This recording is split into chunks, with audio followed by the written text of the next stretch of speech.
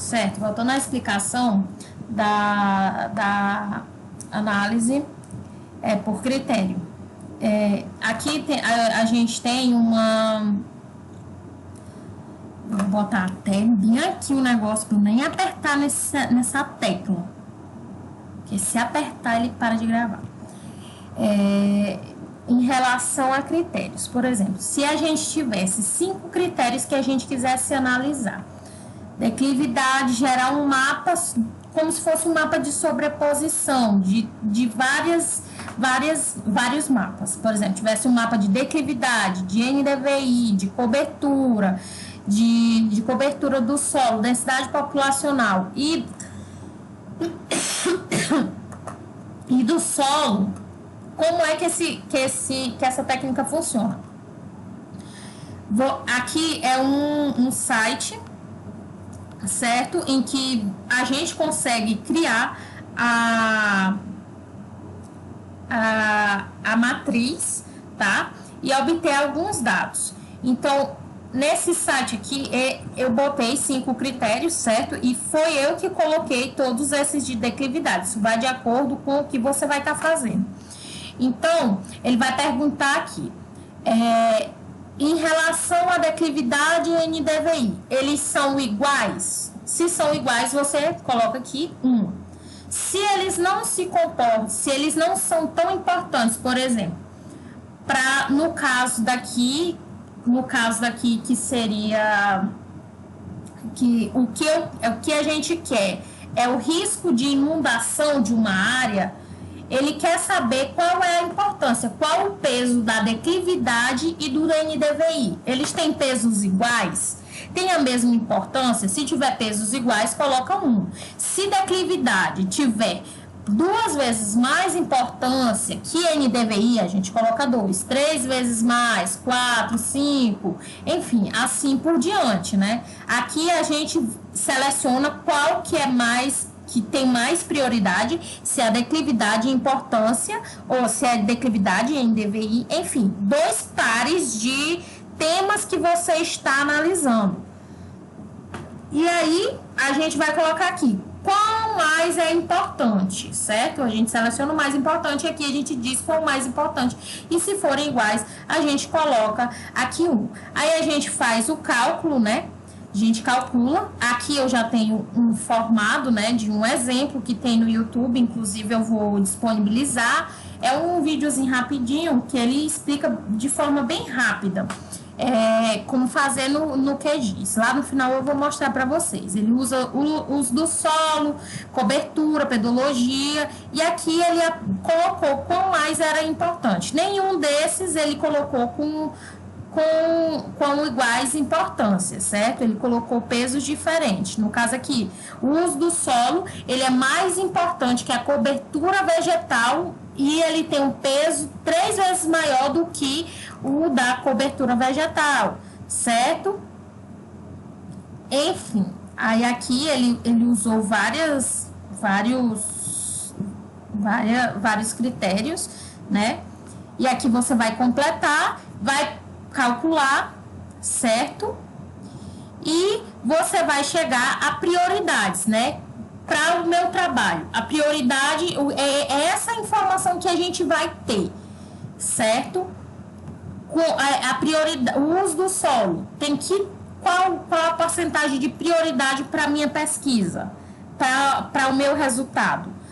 A cobertura vegetal, qual a prioridade? Pedologia, litologia, certo? E lembrando que, assim, uma das desvantagens dessa técnica é justamente porque ela é muito de acordo com com os valores que a pessoa que está fazendo vai colocar. Talvez eu colocaria, esse rapaz colocou 8, mas talvez eu colocaria 7. É muito pessoal, sabe? Então, vamos lá. Eu acho que deu para entender a questão da análise hierárquica, é justamente criar uma hierarquia de temas, certo? 1 para igual importância, como eu mostrei para vocês, 3 para menor importância, 5 essencial ou forte. Tem essas classificações aqui, que o autor colocou, certo? Ele considerou quando ele foi fazer aquela análise hierárquica, certo? Quando ele foi fazer aquele cálculozinho, ele considerou esses valores, certo? E considerou deixa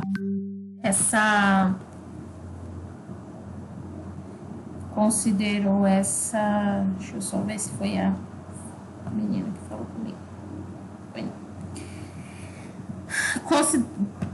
Usou dessa tabela para ter o embasamento dele, tá? As variáveis. Ele chegou aqui nessa matriz, certo? E essa matriz, ele gera essas informações para gerar essa matriz aqui, ó,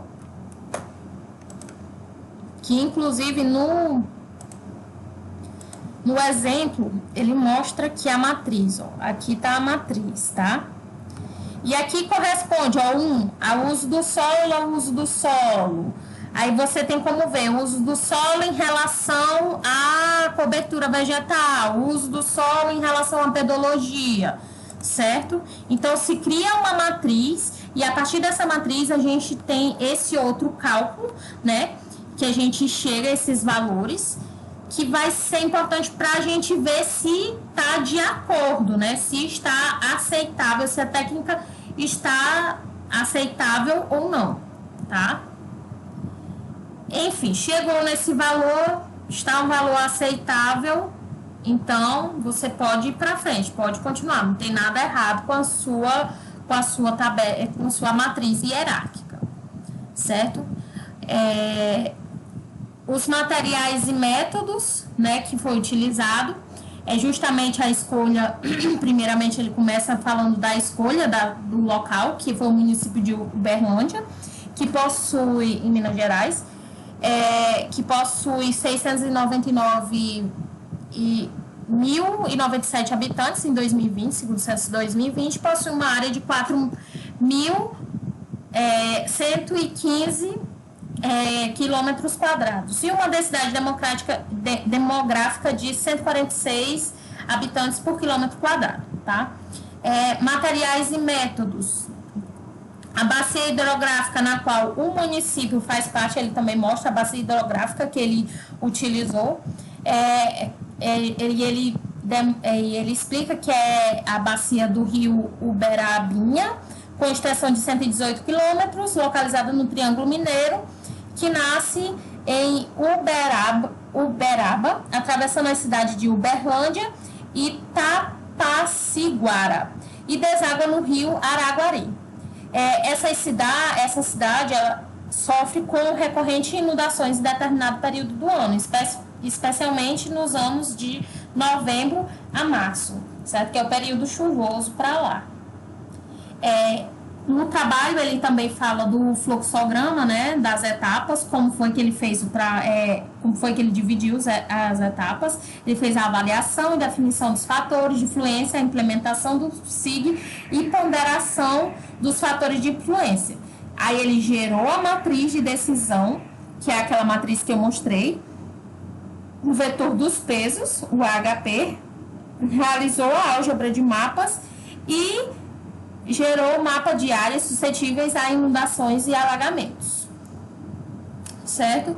Aqui o plano de informações essa tabela é justamente as informações que ele usou e as fontes que ele tirou, a fonte, o ano, a escala de resolução, certo? Declividade, ele usou imagem de SRTM.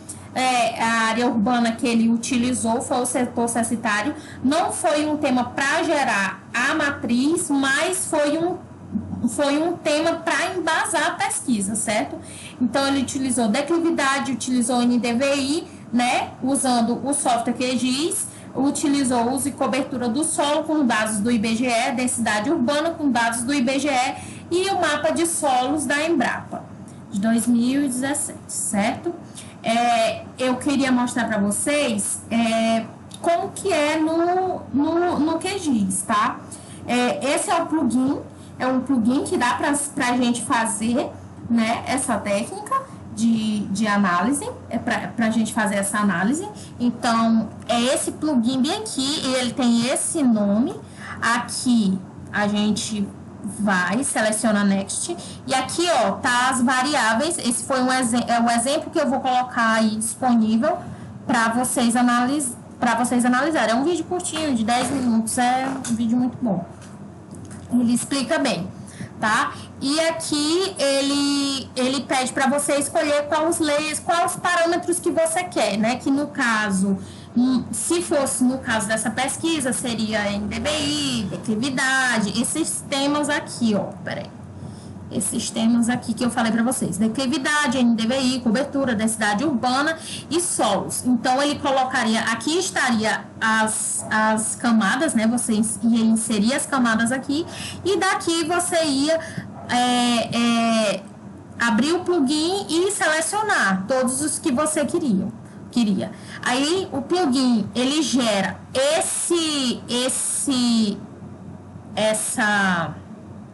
essa matriz você gerou com essa calculadora. Pode usar essa calculadora para gerar, ó, essa daqui, que ela é online, certo? É só procurar esse nome aqui que você encontra essa calculadora, e aí você chega a esses valores. Aí é só preencher, certo? E bota para calcular. E aí ele vai dar o valor de lambda, o valor de CI, o valor de CR, e você vai ver se está de acordo com a metodologia, se está de acordo com o que já tem na bibliografia, certo? Se está dentro dos valores que a bibliografia aceita, tá? Agora, a Fabiana vai falar sobre os resultados.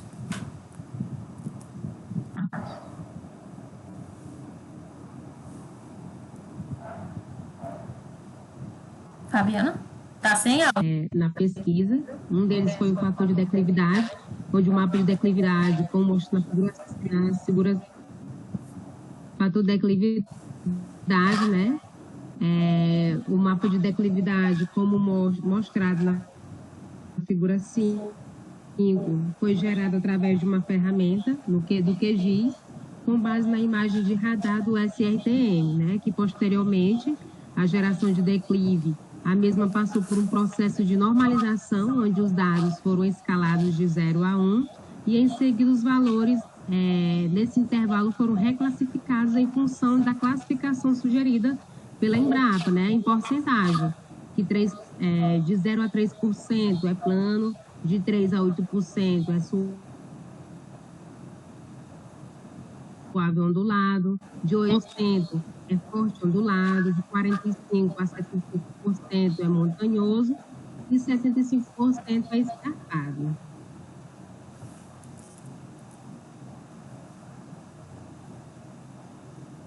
Outro mapa gerado, o mapa do fator NDVI, né, que demonstrado na figura 6, é um mapa de índice de vegetação, né, com diferença normalizada, o qual traz informações sobre a quantidade de vegetação existente em uma área basicamente, né? Esse índice já está normalizado e foi obtido por meio de uma álgebra de mapas utilizando as bandas do vermelho e infravermelho do satélite Landsat 8, né? Esse índice foi utilizado como fator, pois através dele é possível saber se uma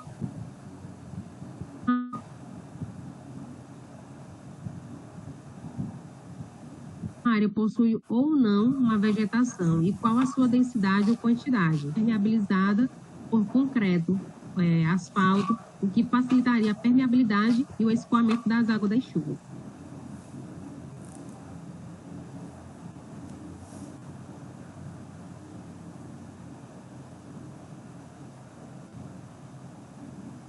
Um outro mapa gerado é o fator de cobertura, no qual ele nos mostra basicamente o uso e cobertura do solo, né? Que no caso foi do estado de Minas Gerais, né?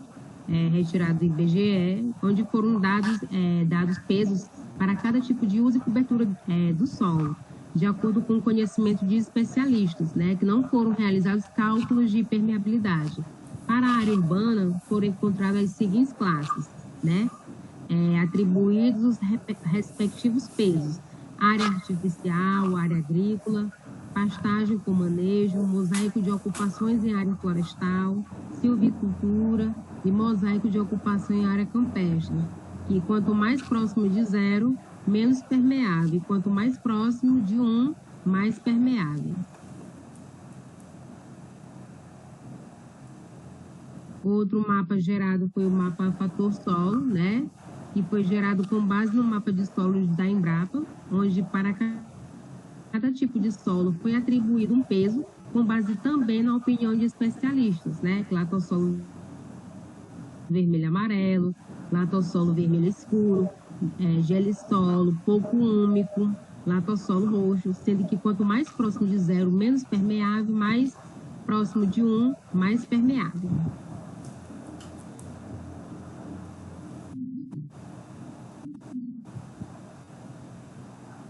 Outro mapa gerado foi o de densidade urbana, que com base nos dados Shapefile que foram encontrados do IBGE, né, que com base nessa camada vetorial foi gerada uma camada de centroides, sendo que para cada quadra existente no arquivo gerou-se um centroide, e com base no arquivo de centroide gerou um mapa de calor ou um mapa de kernel.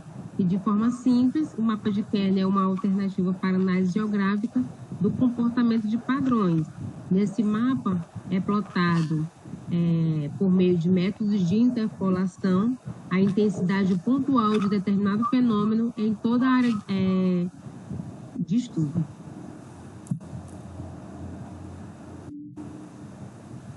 A aplicação do método HP é um método criado para facilitar e avaliar critérios de forma hierárquica, né, como já foi falado. Ele é feito através do QGIS 3.12.3, que é onde foram analisados e definidos os fatores de maior relevância para o estudo de casos de áreas susceptíveis a alagamentos e inundações na área urbana do município de Uberlândia.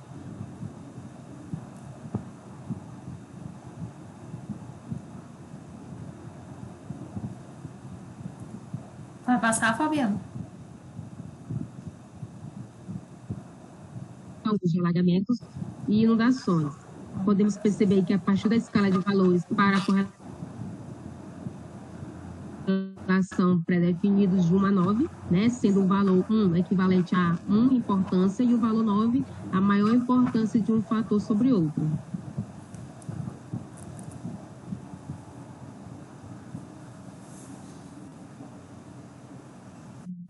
Então, de acordo com os valores apresentados na tabela 4, realizou-se o cálculo dos autovetores, ou seja, a normalização da matriz de decisão, obtendo-se os autovetores, mostrados na tabela 5, e a razão de consistência, né, que é igual a 0,7, indicando que as comparações feitas foram coerentes e chegaram aos resultados confiáveis, né?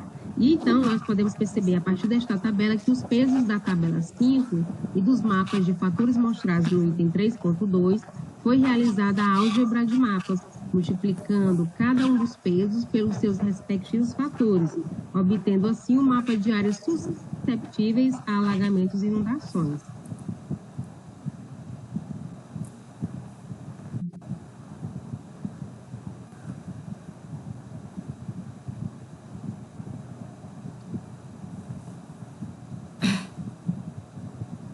As áreas propícias a alagamentos e inundações mostradas no mapa de risco coincidem com a área de maior densidade urbana, a qual se mostra impermeável devido à maior concentração de edificações e asfaltamento.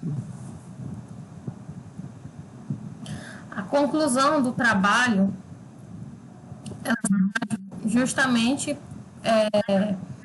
pelo que a Fabiana acabou de falar, né? Onde foi visto, né? A aplicação da técnica mostrou que os maiores registros de inundação são nos bairro Brasil, bairro Nossa Senhora Aparecida, Caseca, Lidice, Santa Mônica, Daniel Fonseca, Bom Jesus, Martins, Tibério, Vigliato, Pereira e Tubalina, que fazem parte das áreas suscetíveis a esses desastres, como foi levantado. Então, ele fez um levantamento, né, das áreas que estão mais suscetíveis, é como se fossem essas áreas mais suscetíveis a alagamento, aquelas áreas ali próximas ali ao Porto Velho, é como se ele tivesse encontrado essas áreas. No mapa, ele chegou, após a aplicação da técnica, é como se ele tivesse chegado a essa informação. Ah, não, meu mapa está mostrando aqui, se fosse no caso de Teresina, né? Não, meu mapa está mostrando aqui que o local que está mais suscetível à inundação é o Porto Velho, que são os locais que tem mais frequência de inundação, que já apresenta um histórico, certo? Então, dessa forma, a metodologia utilizada no trabalho, que foi pela análise hierárquica, utilizando geoprocessamento e a ponderação dos mapas temáticos, utilizados como critério, mostrou-se altamente funcional e precisa. E apesar da subjetividade, né? Porque como eu mostrei para vocês, na hora que você vai criar a matriz lá, tem a parte subjetiva de quem está fazendo o trabalho. Mas apesar disso, apesar da subjetividade do trabalho, que o trabalho pode apresentar, ele apresentou valores, ele apresentou dados, né? Como eu falei anteriormente, que condizem com o que já acontece, certo? Como sugestão para um trabalho futuro, poderia ser acrescentado dados pluviométricos e de vazão do rio que corta a cidade. Poderiam ser dados que poderiam ter sido adicionados, e aí poderia ter aparecido outros bairros, outros bairros suscetíveis também a alagamentos. Então, a aplicação da técnica mostrou um mapa de risco que pode sustentar políticas públicas, né? Certo? E se for aplicado para cá, para Teresina, é um tema altamente aplicável para cá, para Teresina, que aqui a gente tem, sim, bairros que são suscetíveis a isso, e a gente pode aplicar em áreas novas, né, em bairros novos, que a cidade está crescendo. E aí são áreas que não precisam do contexto histórico. A gente já vai conseguir aplicar antes de acontecer, certo? Já vai ter, tem essa questão governamental, que é muito complicado, mas pelo menos o dado a gente tem. A gente tem a técnica, já se tem. Vai ser se for contratado, se for pesquisado, vai estar lá disponível, e aí basta as autoridades agir de conforme, né, para poder evitar tragédias. E é isso o nosso trabalho.